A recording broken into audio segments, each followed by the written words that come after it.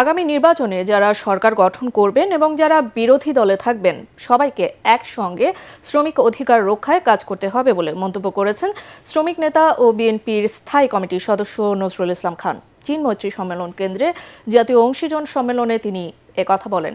এ সময় জামায়াতের সহকারী সেক্রেটারি জেনারেল এহসানুল মাহবুব জুবায়ের বলেন, শ্রমিকদের অনুদান নয়, ন্যায্য মজুরি নিশ্চিত করতে হবে। মুশফিকুর রহমানের রিপোর্ট। নির্বাচনকে সামনে রেখে রাজনৈতিক দলগুলোর কাছে শ্রমিক ইশতেহার উপস্থাপন উপলক্ষে জাতীয় কনভেনশনের আয়োজন করে শ্রমিক অধিকার জাতীয় অ্যাডভোকেসি অ্যালায়েন্স। ধন্যবাদ জানাচ্ছি আইএলওকে বিলসকে। সেমিনারে যোগ দেন বিভিন্ন রাজনৈতিক দলের প্রতিনিধি ও শ্রমিক সংগঠনের নেতারা। তারা বলেন, সরকারকে জবাবদিহিতার আওতায় আনা গেলে শ্রমিকদের বৈষম্য দূর করা সম্ভব। গত এই ১.৫ বছরের মাথায় যে কাজ দেওয়ার দূরের কথা, বিনিয়োগ তো নাই, কার্যত অভ্যন্তরীণ বিনিয়োগ প্রায় বন্ধ।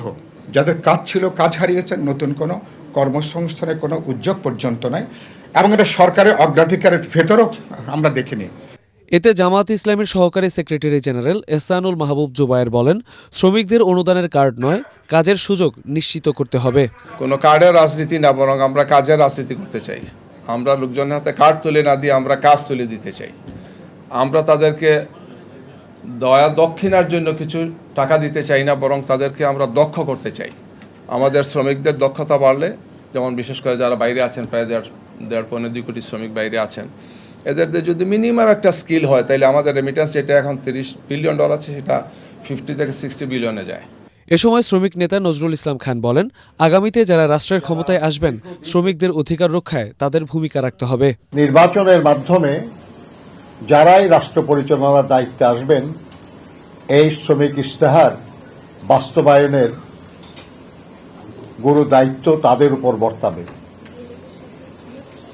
কিন্তু যারা দায়িত্বে আসবেন না, আমরা মনে করি তাদেরও অত্যন্ত গুরুত্বপূর্ণ ভূমিকা পালনের সুযোগ রয়েছে। অনুষ্ঠানে বিএনপির স্থায়ী কমিটির সদস্য ডক্টর মঈন খান বলেন, পলিসি মেকারদের মধ্যে শ্রমিক প্রতিনিধি না থাকলে পরিবর্তন আনা সম্ভব নয়। শ্রমিকের প্রতিনিধিরা সব পরিবর্তন আনতে পারবে না।